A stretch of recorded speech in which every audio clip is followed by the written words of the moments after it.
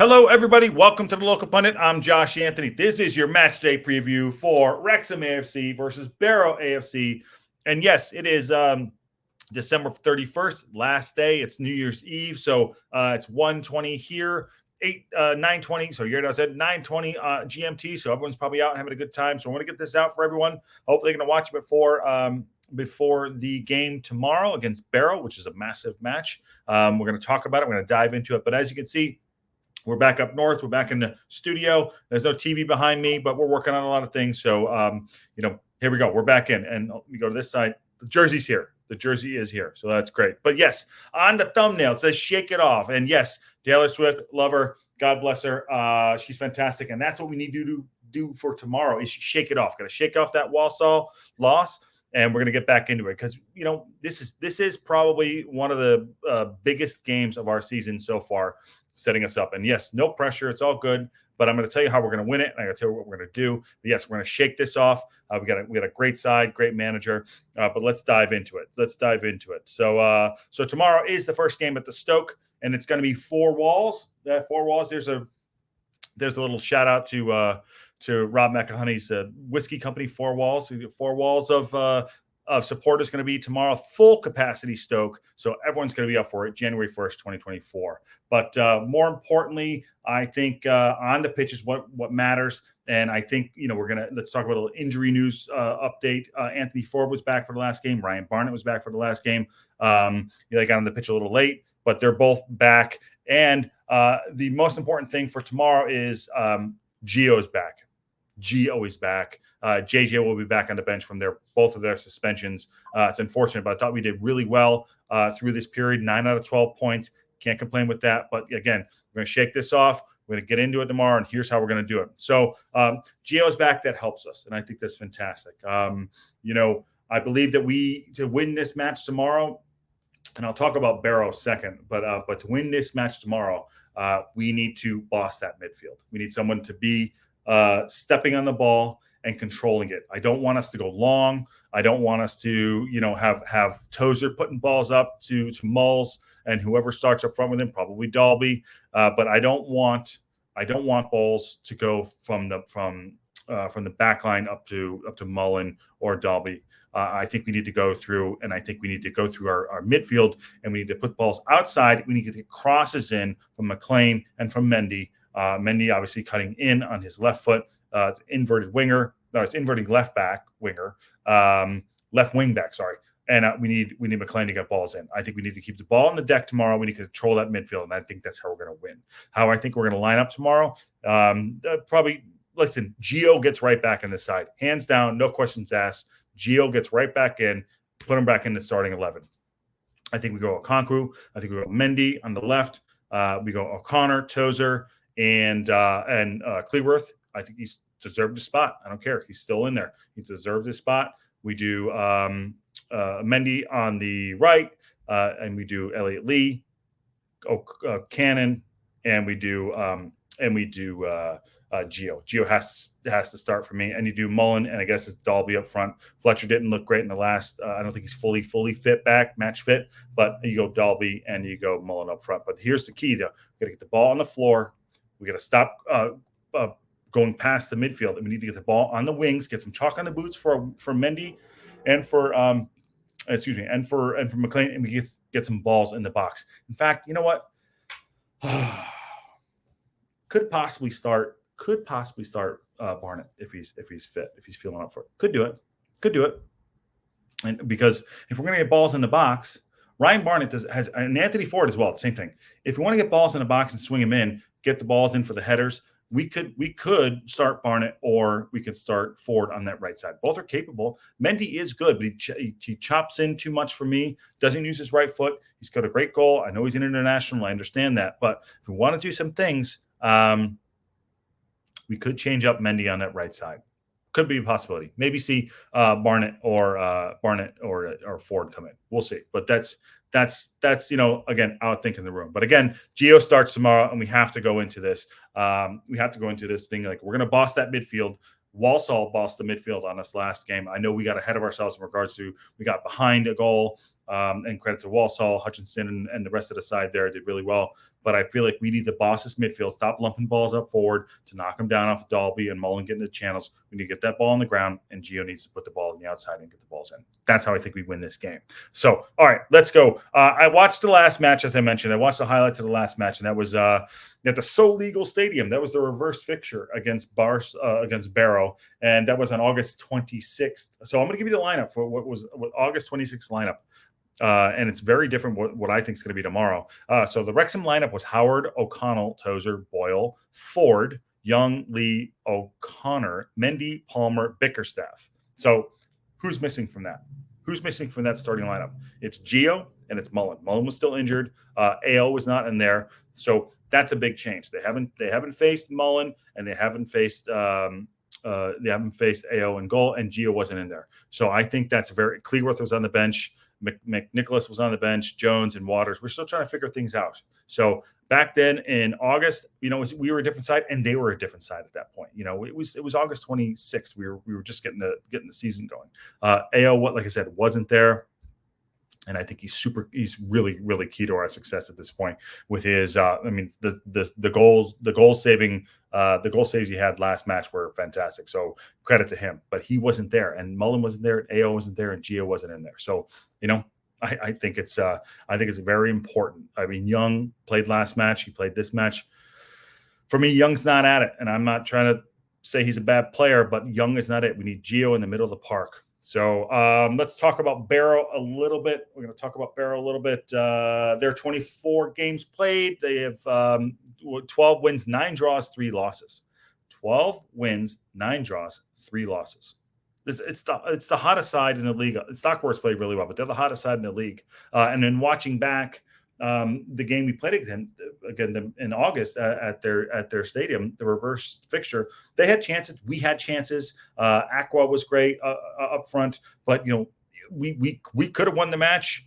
They were putting balls over the back, like crosses into the back post. We had some good saves by Howard. I thought he did really well watching that back, but that's a really good side. And 12 wins, 9 draws, 3 losses.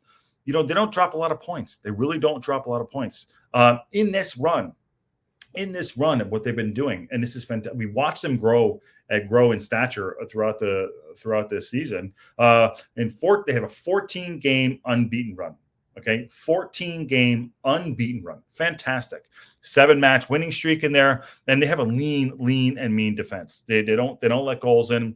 Let me see their goal difference real quick. Let me look this up. Their goal diff is 16. Okay, goals for 36. Goals against is 20. So now, granted, they drew their last two. They drew the last 2 games, which is good for us because one was against Stockport, and the other one was who was it? Accrington. Let me look that up real quick as I'm here.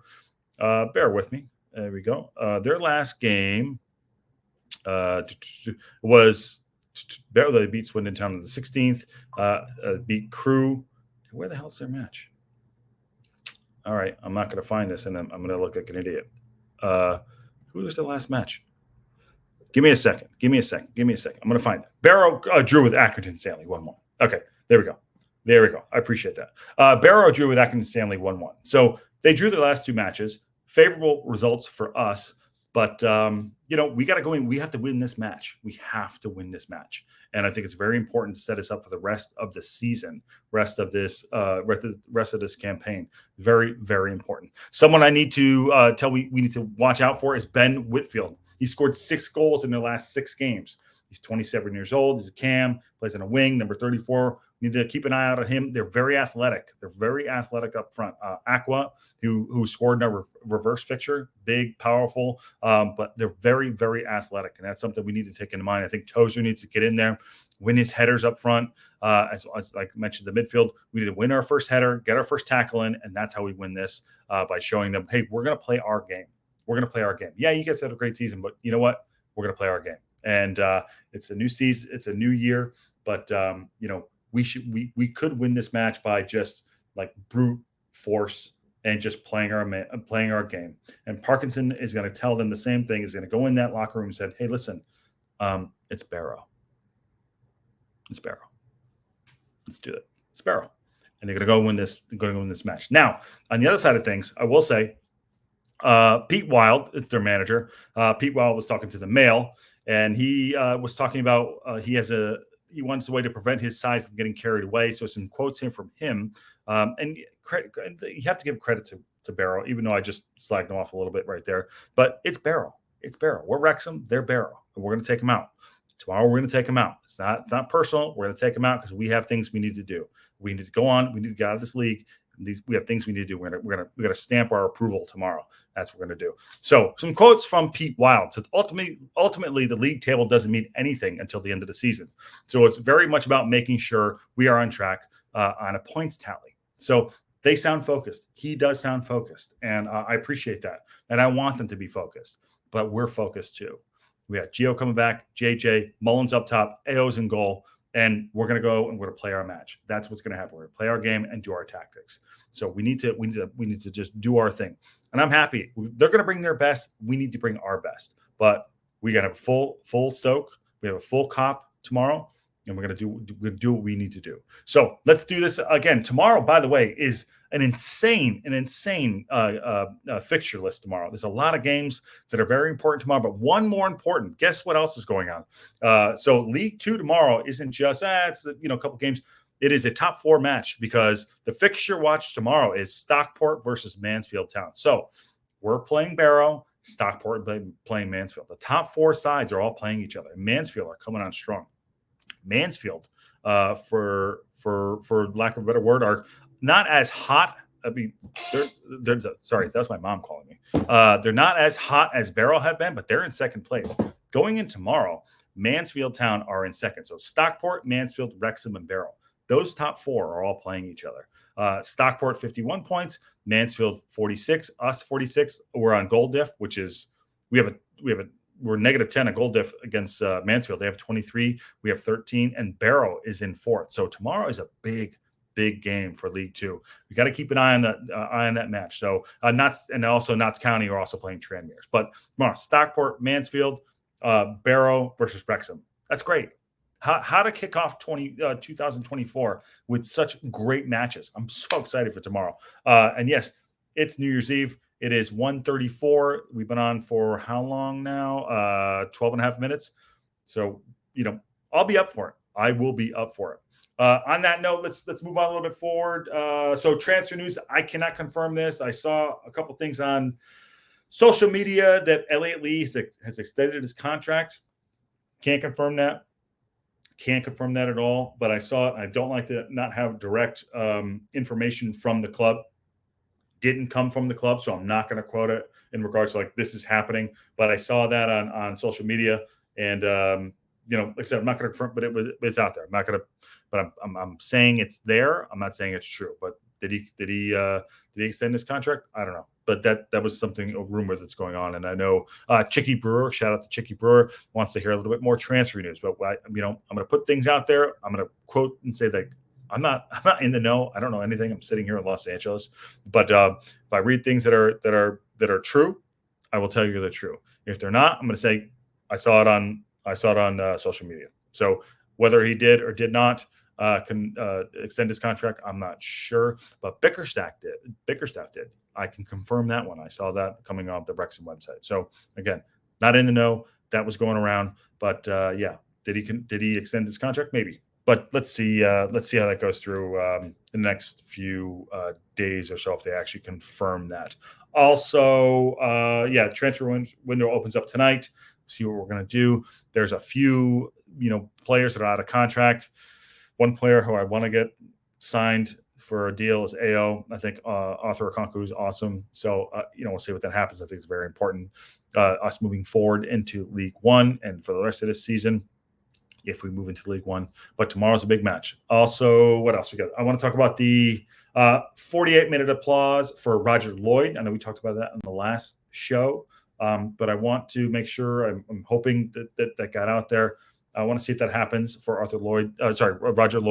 And I want to make sure that, we at least put it out there to some people. So if you're at the game, 48-minute, Roger Lloyd, he was a steward, and we read the tweet out last show. So Roger Lloyd, 48-minute applause. I hope that happens tomorrow. We're going to keep an eye out for it. So, and rest in peace, rest in peace. So I hope that happens. And, just, I know it doesn't help out for having a passing of a family member, but yeah. So Roger Lloyd, 48-minute. Hopefully we get the applause from the fans. That said, it is December 31st, 2023, and a little bit of recognition to close it out is personally, I'll just say it's been a very difficult year for me, but I'm happy we're doing this. There's been ups and downs, but a very difficult year, and I'm always transparent, and anyone that knows me knows who I am, and I come across as a person who's just like, hey, listen, everything's going to be great, but this was a tough year for 23, so I'm looking forward to 24, and I'm happy that growing this community, and I'm thankful for that. So I'm thankful for my family and friends, and my cat Salem. Oh, sorry, Salem Pass Up Banks over there. I'm happy for the people that I have around me. So but we move forward, and we're going to shake it off as Taylor Swift says, and looking forward to tomorrow. So thank you everyone for coming on. I appreciate it. And I will see you tomorrow next year. And on that bombshell, here we go. Sorry to bring it down a little bit there, but yeah, been a rough 23, but I'm really excited that we're doing this. So I will see everyone tomorrow in the morning for Wrexham AFC versus Barrow. And it's a big, big match. So stay within yourselves tonight. I'll talk to you soon.